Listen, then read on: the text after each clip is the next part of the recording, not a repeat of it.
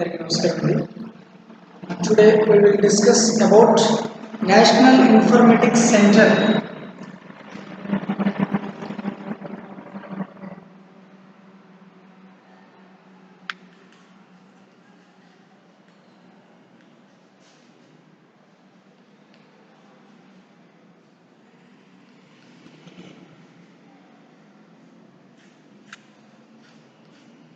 Simply called as NIC. National informatics centre జాతీయ సమాచార కేంద్రం. సో ముఖ్యంగా ఈ నేషనల్ ఇన్ఫర్మేటిక్స్ సెంటర్ కోసం డిస్కస్ చేసే ముందు సో ఇలాంటి సంస్థను స్థాపించిన ఈ కేంద్ర ప్రభుత్వం అలాగే రాష్ట్ర ప్రభుత్వాలు సో ఇలాంటి సంస్థను స్థాపించడానికి గల కారణాలు ఏంటి అని మరొకసారి డిస్కస్ చేసుకుందాం.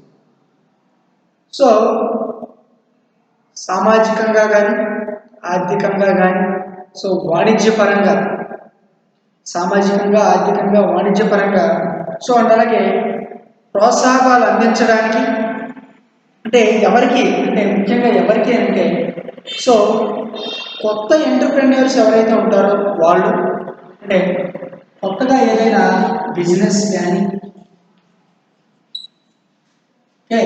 అలాగే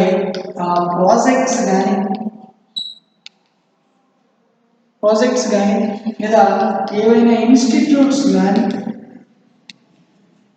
లేదా ఇతర సంస్థలు ఏవైనా సో ఇలాంటివి లేదా ఇంకా ఆల్రెడీ ఏదైనా బిజినెస్ పెట్టి రన్ చేసేవాళ్ళు కానీ సో ఏదైనా కొత్త బిజినెస్ పెట్టాలనుకునే వాళ్ళకి కానీ ఏదైనా ప్రాజెక్ట్ ఏదైనా ప్రాజెక్ట్ చేయాలనుకునే వాళ్ళకి కానీ లేదా ఇంకా ఏమైనా సంస్థలు ఇన్స్టిట్యూషన్స్ కానీ కార్పొరేషన్స్ కానీ ఏమైనా పెట్టాలనుకునే వారికి కానీ అలాగే ఆల్రెడీ బిజినెస్ పెట్టి రన్ చేసేవారికి కానీ సో ఆర్థికంగా కానీ వాణిజ్యపరంగా కానీ సో సామాజికంగా కానీ లేదా ప్రోత్సాహకాలు అందించడానికి కానీ సో లేదా సహాయ సహకారాలు అందించడానికి కానీ సో కేంద్ర ప్రభుత్వం అండ్ అలాగే రాష్ట్ర ప్రభుత్వం సో ఈ విధమైన కొన్ని సంస్థల్ని ఏర్పాటు చేసి సో ఇలా నాబార్డ్ అని SIDBI అని NIC అని KVIC అని సో SIDBI అని సో ఇలాంటి సంస్థలను స్థాపించి సో ఈ సంస్థ ద్వారా సో ఈ కొత్త ఎంటర్ప్రెన్యూర్స్ ఎవరైతే ఉన్నారో వాళ్ళకి ప్రాజెక్ట్ ఎవరైతే చేయాలనుకున్నారో వాళ్ళకి అండ్ అలాగే ఆల్రెడీ బిజినెస్ పెట్టి రన్ చేసే వాళ్ళకైనా కానీ వాళ్ళకి కూడా సో సహాయ సహకారాన్ని ఆర్థిక పరంగా కూడా ప్రోత్సాహకాలు అందించడానికి సహాయాన్ని అందించడానికి సో ఈ విధమైన కొన్ని సంస్థలను స్థాపించి సో దీనికి సహాయ సహకారాన్ని అందించడం ఒక ముఖ్య ఎజెండాగా ఒక ముఖ్య లక్ష్యంగా దాన్ని ఏర్పాటు చేసుకుని సో వీళ్ళకి సహాయ సహకారాలు అలాగే గైడ్ లైన్స్ సో వీళ్ళకి అందించడం జరుగుతుంది. సో ఈ విధంగా ఈ కేంద్రం రూపొందించిన ఇలాంటి ఒక సంస్థే ఈ నేషనల్ ఇన్ఫర్మేటిక్స్ సెంటర్ ఈ NIC. ఓకే సో ఇక్కడంటే NIC మీన్స్ జాతీయ సమాచార కేంద్రం. ఓకే సో ఈ జాతీయ సమాచార కేంద్రం 1976లో సో ఏర్పాటు చేయడం జరిగింది ఈ నేషనల్ ఇన్ఫర్మేటిక్స్ సెంటర్. సో ఈ సంస్థని ఈ జాతీయ సమాచార కేంద్రాన్ని 1976లో ఏర్పాటు చేయడం జరిగింది.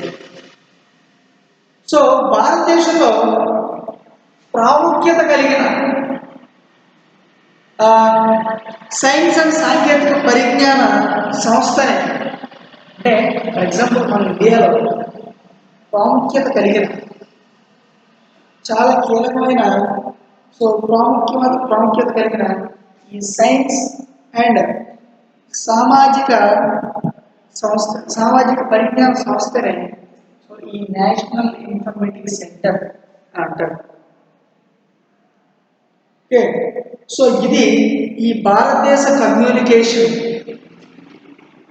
భారతదేశ కమ్యూనికేషన్ అండ్ ఇన్ఫర్మేషన్ టెక్నాలజీ మంత్రిత్వ శాఖలో అంతర్భాగమే ఈ జాతీయ సమాచార కేంద్రం. సో దేశంలోని మనకి 29 స్టేట్స్ ఉన్నాయా?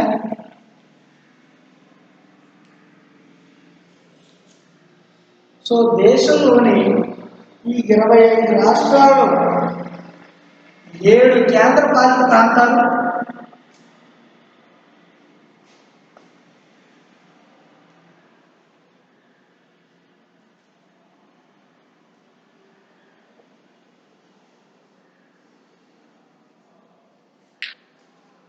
దేశంలో 29 రాష్ట్రాలు ఉన్నాయి, అలాగే 7 కేంద్రపాలిత ప్రాంతాలు ఉన్నాయి, అలాగే అన్ని జిల్లా కేంద్రాల్లో దీని యొక్క కార్యాలయాలు అనేవి సో విస్తరించి కూడా ఉన్నాయి. ఓకే, సో ఈ సమాచార కమ్యూనికేషన్ సో సాంకేతిక పరిజ్ఞాన అవసరాలు తీర్చడానికి గాను, అలాగే సో దేశంలోని అన్ని జిల్లాల కలెక్టర్ కార్యాలయాల్లో కూడా సో ఈ నేషనల్ ఇన్ఫర్మేటిక్స్ సెంటర్ కార్యాలయాలు సో ఆల్రెడీ తెరవబడున్నాయి. ఓకే, సో ఈ విధంగా ఈ సంస్థను స్థాపించడానికి, అలాగే ఈ విధంగా ఈ సంస్థ ఇందులో ఏ కార్యాలయాల్లో ఎలా ఉంది అనేది ఈ విధంగా మనం చూసాం. సో ఇప్పుడు దీని యొక్క విధులు, ముఖ్యంగా ఈ నేషనల్ ఇన్ఫర్మేటిక్స్ సెంటర్, ఈ జాతీయ సమాచార కేంద్రం యొక్క సో విధులు కనుక మనం చూస్తే, సో ఇక్కడ ఎన్ఐసి అనేది, ఈ నేషనల్ ఇన్ఫర్మేటిక్స్ సెంటర్ అనేది సో అనేక సేవలు అందిస్తుంది. సో వాటిని మనం ఒక్కొక్కటిగా డిస్కస్ చేసుకుందాం. సో ఇది అందించడానికి అయితే సో చాలానే అనేక సేవల్ని అందిస్తుంది. సో ఇప్పుడు మనం చూద్దాం. సో ముఖ్యంగా ఇది కేంద్ర రాష్ట్ర ప్రభుత్వాలకి అండ్ అలాగే కేంద్రపాలిత ప్రాంతాల నిర్వాహకులకు సో ఇతర నిర్వహణపరమైన మరియు ప్రభుత్వ ఏజెన్సీలకు నెట్వర్క్ అండ్ అలాగే మౌలిక వసతులను సో ఈ పరిపాలన అనేది సో చేయూతను దీని ద్వారా అందిస్తుంది. సో ముఖ్యంగా ఇది కేంద్ర మరియు రాష్ట్ర ప్రభుత్వాలకు అండ్ అలాగే ఈ కేంద్రపాలిత ప్రాంతాలకు సో నెట్వర్క్ మౌలిక వసతులను సో ఈ పరిపాలన చేయూతను అనే దాన్ని ఇది అందించడం జరుగుతుంది. అలాగే సో మరొక ముఖ్యమైన విధి కనుక మనం చూస్తే, సో ఈ కమ్యూనికేషన్ మరియు సాంకేతిక పరిజ్ఞాన రంగాల్లో ఈ కేంద్ర రాష్ట్రం మరియు ఈ కేంద్ర ప్రభుత్వం మరియు ఈ రాష్ట్ర ప్రభుత్వాల సహకారంతో ఈ సమాచార టెక్నాలజీ ప్రాజెక్టును అమలు పరచడానికి కూడా ఇది ఈ నేషనల్ ఇన్ఫర్మేటిక్స్ సెంటర్ అనేది ఎంతగానో సహాయపడుతుందని కూడా మనం చెప్పుకోవచ్చు.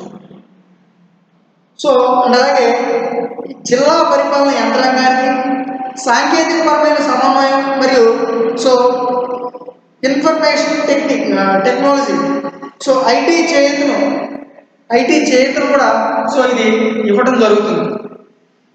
సో ఇది టెలికమ్యూనికేషన్ నెట్వర్కింగ్ సేవలు అందిస్తుంది. అండ్ అలాగే వీటిలో సో టీడీఎంఏ, ఎఫ్డిఎంఏ అండ్ అలాగే ఎస్సిపిసి మరియు శాటిలైట్ బ్రాడ్బ్యాండ్ సో అండ్ అలాగే so VSATs and wireless metropolitan area so network మరియు లోకల్ ఏరియా నెట్వర్క్ సో ఇలాంటివన్నీ ఈ నేషనల్ ఇన్ఫర్మేటిక్స్ సెంటర్లో ఇలాంటివన్నీ కూడా ఇమిడి ఉన్నాయి. సో వీటి ద్వారా ఇంటర్నెట్ మరియు ఇంట్రానెట్ అండ్ అంతర్జాలానికి సంబంధించి ఈ ఇంటర్నెట్, ఈ ఇంట్రానెట్ సో ఈ రిసోర్స్ను పంచుకోవడానికి ఈ ద్వారాలు అనేవి కూడా సో ఏర్పడతాయి ఈ ద్వారా. సో అలాగే ఇంకోటి ఇది ఇతర అనేక సేవలను ఎంటర్ప్రెన్యూర్ కూడా సో ఇది అందించడం జరుగుతుంది. సో ముఖ్యంగా అవి ఏంటంటే ఒకటి కంప్యూటర్ ఎయిడెడ్ డిజైన్, దాన్ని సిఏడి అంటారు.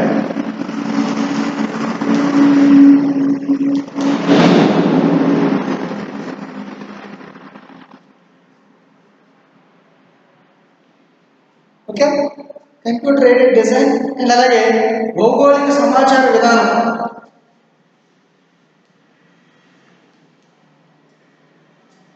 జిఐఎస్. సో అండ్ డొమైన్ పేరు రిజిస్ట్రేషన్ అండ్ ఇంటర్నెట్ డేటా కేంద్రం, సో ఐడిసి. సో ఇలా మొదలైనవన్నీ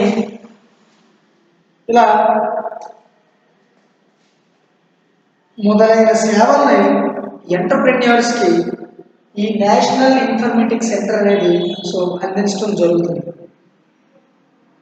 సో అలాగే ఇది ఇన్ఫర్మేటిక్స్కి సంబంధించిన సేవలు అందిస్తుంది. సో ఇందులో బయోమెడికల్ అండ్ పేటెంట్, గ్రామీణ వ్యవసాయ ఇన్ఫర్మేటిక్స్ కూడా దీంట్లో ఇమిడి ఉన్నాయని కూడా మనం చెప్పుకోవచ్చు. సో అలాగే ఈ గణిత నమూనా మ్యాథమెటికల్ మోడలింగ్, సో ఈ అనుకరణ అంటే సైమిల్టేషన్, ఈ computer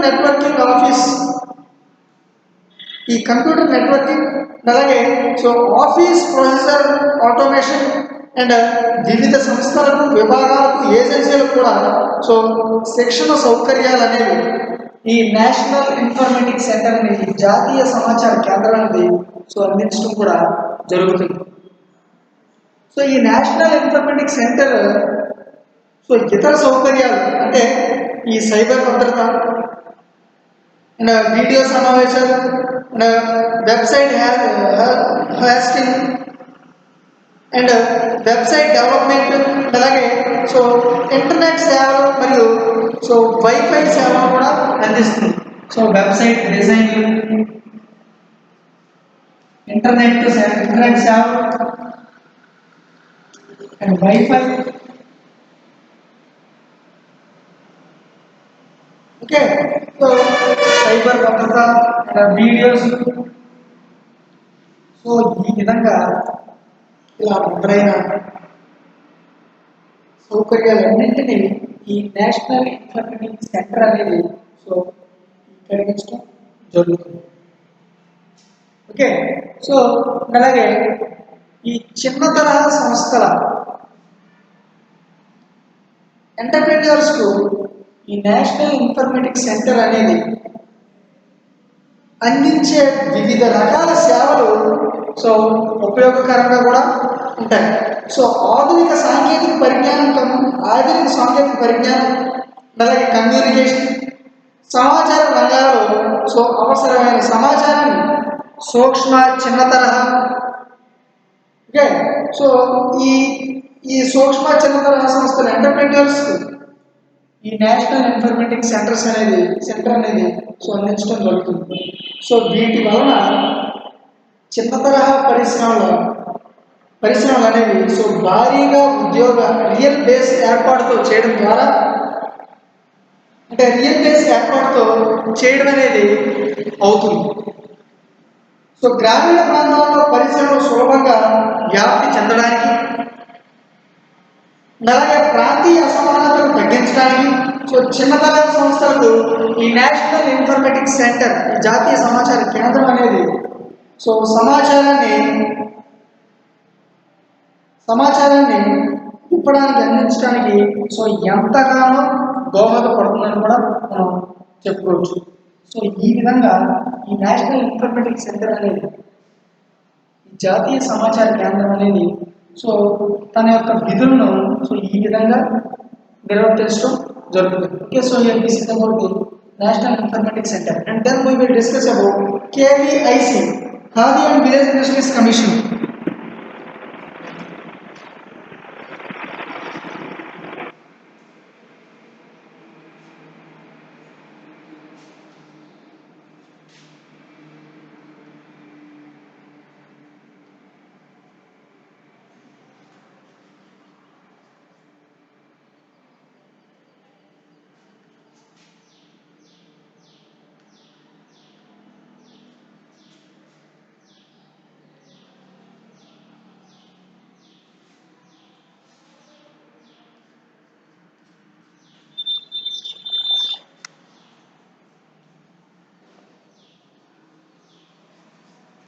KVIC khadi and village industries commission.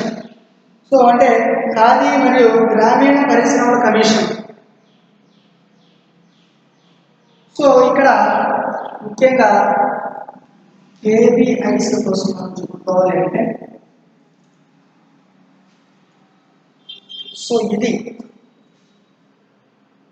ఈ ఖాదీ గ్రామీణ పరిశ్రమల కమిషన్ చట్టం 1956 కింద శాసనాత్మక సంస్థగా ఈ ఖాదీ గ్రామీణ పరిశ్రమల కమిషన్ను ఏర్పాటు చేయడం జరిగింది.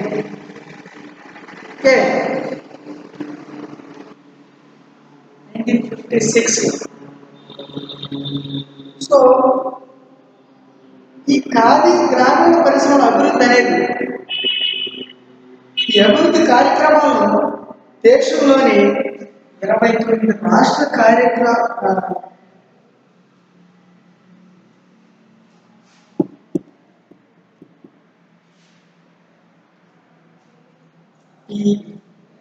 ఈ ఖాదీ అలాగే ఈ గ్రామీణ అభివృద్ధి కార్యక్రమాలు దేశంలోని 29 రాష్ట్ర కార్యాలయాల్లో సో దాన్ని అమలు కూడా చేయడం జరుగుతుంది.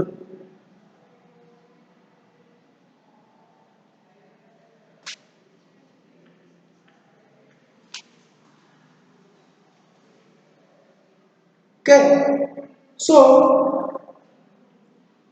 ఈ రాష్ట్ర చట్టాల కింద సో చట్టబద్ధమైన 33 ఖాదీ బోర్డులు కూడా సో దీన్ని నెలకొల్పడం జరిగింది. 33 ఖాదీ బోర్డులు కూడా నెలకొల్పడం జరిగింది.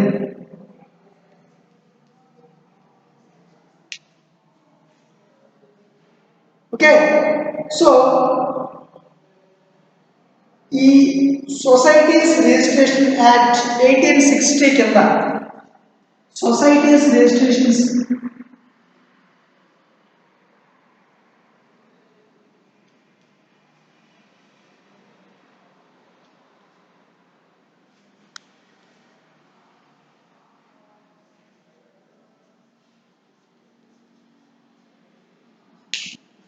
సొసైటీస్ రిజిస్ట్రేషన్ యాక్ట్ 1860 కింద 2320 సంస్థలు రిజిస్టర్ కాగా 23,320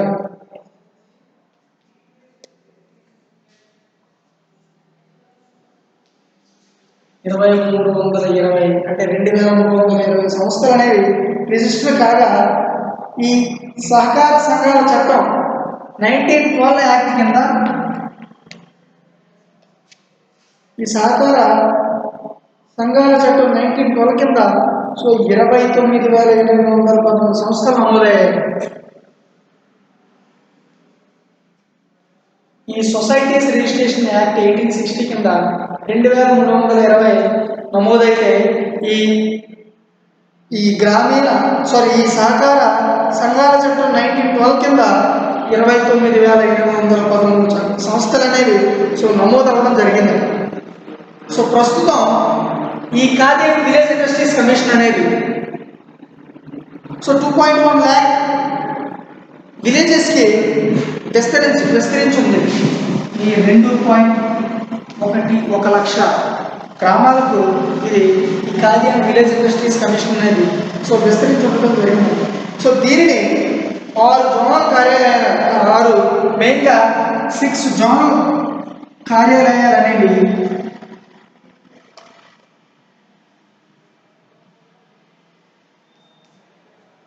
ఏర్పాటు చేయడం జరిగింది. సో ఒకటి ఢిల్లీ, భోపాల్, బెంగళూరు, కలకత్తా, ముంబై.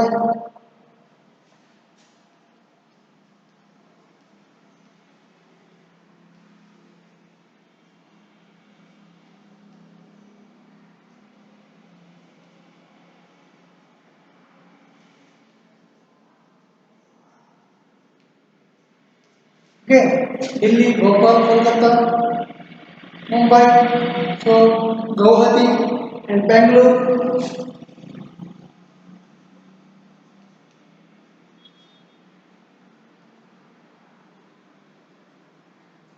సో ఈ విధంగా ఈ 6 జోనల్ కార్యాలయాల్లో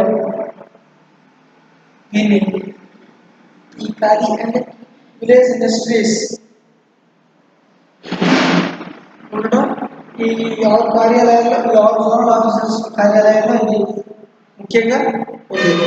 సో ఈ Khadi and village industries commission యొక్క ముఖ్యంగా సో దీని యొక్క అర్థం ఏంటి అని అంటే, సో ఖాదీ అంటే చేతి ద్వారా వడికించి నేసిన ముతక వస్త్రం.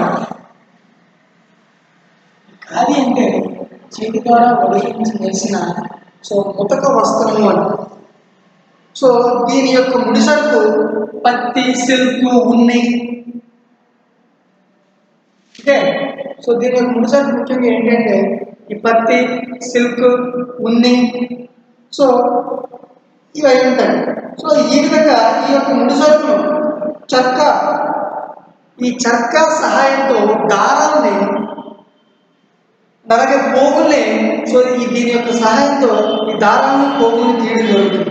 సో ఈ మహాత్మా గాంధీ స్వదేశీ ఉద్యమంలో ఈ ఖాదీని ఒక రాజకీయ ఆయుధంగా 1920లో సో దీన్ని ప్రవేశపెట్టడం జరిగింది.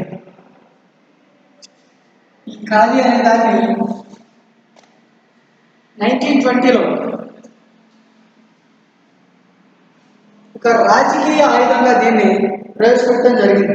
ఓకే, సో ఈ గ్రామీణ పరిశ్రమ అంటే గ్రామీణ ప్రాంతాలలో ఏర్పాటై చేతి పనులలో నిపుణుడైన ఔత్సాహికుని యొక్క స్థిర మూలధన పెట్టుబడి రూపాయలు 1 లక్షకు నుంచి 1 lakకి దాటిన ఒక పరిశ్రమ. సో ముఖ్యంగా ఈ KVIC యొక్క ధ్యేయాలను మనం చూస్తే ఈ Khadi and village industries commission ఈ KVIC యొక్క ముఖ్య ధ్యేయాలు సో మనం అబ్జర్వ్ చేస్తే సో ఇక్కడ వాణిజ్య పరంగా కానీ ఆర్థిక పరంగా కానీ సో గ్రామీణ ప్రాంతాల్లో ఉపాధి అవకాశాలని కల్పించడం. ముఖ్యంగా ఈ ఖాదీ అండ్ విలేజ్ ఇండస్ట్రీస్ యొక్క ముఖ్యమైన ధ్యేయం ఏంటి అంటే, మొదటిది దాంట్లో ఈ గ్రామీణ ప్రాంతాల్లో ఉపాధి అవకాశాలు అనే వాటిని సో కల్పించడం. అంటే అలాగే రెండోది సో అమ్మకానికి అనువైన వస్తువులను అందించడం. అమ్మకాలకి అనువైన వస్తువులను అందించడం అండ్ అలాగే ఇంకోటి సో గ్రామీణ ప్రాంతాలలో ఉపాధి అవకాశాలను కల్పించడం. సో ఇంకొక ముఖ్యమైన ధ్యేయం చూస్తే సో గ్రామీణ ప్రజలు తమకి విశ్వాసాన్ని కలిగించడం, అలాగే ద్వారా ఈ బలమైన గ్రామీణ వాతావరణాన్ని సో సృష్టించడం. ఇది కూడా ఒక చాలా కీలకమైన ధ్యేయం, ఈ KVIC యొక్క చాలా కీలకమైన ధ్యేయం. అలాగే సో ఈ Khadi and village industries commission యొక్క మరొక ధ్యేయం సో గ్రామీణ ప్రాంతాల్లో నైపుణ్యాలను పెంచడం, గ్రామీణ ప్రాంతాల్లోని నైపుణ్యాన్ని పెంచడం, అలాగే సాంకేతిక పరిజ్ఞానాన్ని పెంచడం, అలాగే సో ఈ విధంగా బదిలీ చేయడం. సో ఈ రకమైన ధ్యేయాన్ని ఈ Khadi and village industries commission ఒక ధ్యేయంగా పెట్టుకుని సో దానిపై కృషి చేయడం జరుగుతుంది. ఓకే, సో అలాగే ముఖ్యంగా దీని యొక్క పథకాలు ఇవి ఇప్పటివరకు దీని యొక్క ధ్యేయాలు. అలాగే ఈ Khadi and village industries commission యొక్క సో పథకాలు కనుక మనం చూస్తే సో ఈ Khadi and village industries commission ధ్యేయాన్ని సాధించడానికి కారణం అలాగే కేంద్ర ప్రభుత్వం అనేది సో వివిధ పథకాలను ప్రవేశపెట్టడం కూడా జరిగింది. సో అవి ఈ ప్రధానమంత్రి ఉపాధి కల్పన పథకం, అలాగే ఈ సబ్సిడీ అర్హత ఈ వడ్డీ సబ్సిడీ అర్హత ధృవీకరణ పథకం, అలాగే సో రిపేట్ పథకం. సో ఇలా మొదలైనవి ఈ పథకాల ద్వారా ఖాదీ ఆధారిత సంస్థలకు ఆర్థిక సహాయాన్ని అలాగే ముడిసరుకును సమీకరించుకునే స్థాయి నుండి సో ఉత్పత్తి అయిన వస్తువులను మార్కెటింగ్ చేసే స్థాయి వరకు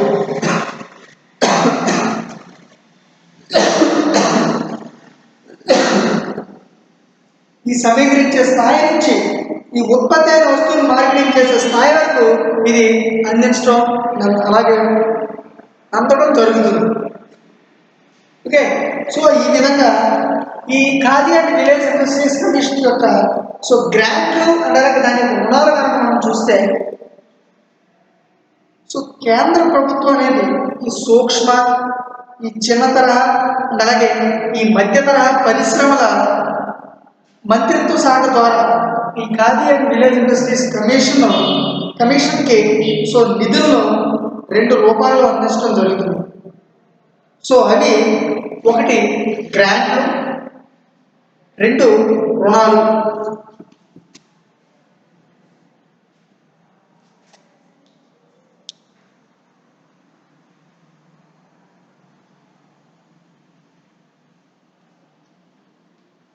ఒకటి గ్రాంట్లు, 2 రుణాలు.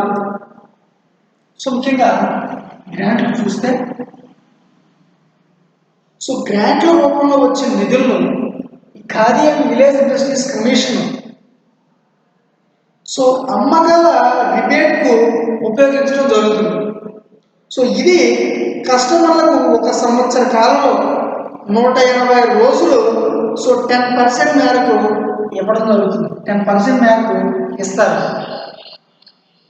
సో అమ్మకాల రిబేట్తో పాటుగా శిక్షణ అలాగే ప్రచారాలు, మార్కెటింగ్, బ్యాంక్ రుణాలపై వడ్డీ అండ్ సబ్సిడీలకు సో ఈ యొక్క గ్రాంట్ను ఉపయోగించడం అవుతుంది. ఈ విధంగా గ్రాంట్ను ఉపయోగిస్తారు. సో రుణాలకు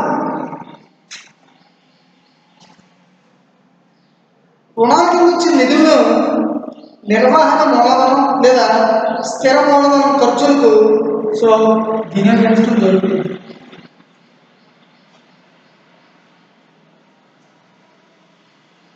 ఓకే, సో ఈ విధంగా ఈ గ్రాంట్లు, రుణాలు విభజించడం జరిగింది. సో అండ్ అలాగే ముఖ్యంగా ఇంకోటి చూస్తే లాస్ట్ది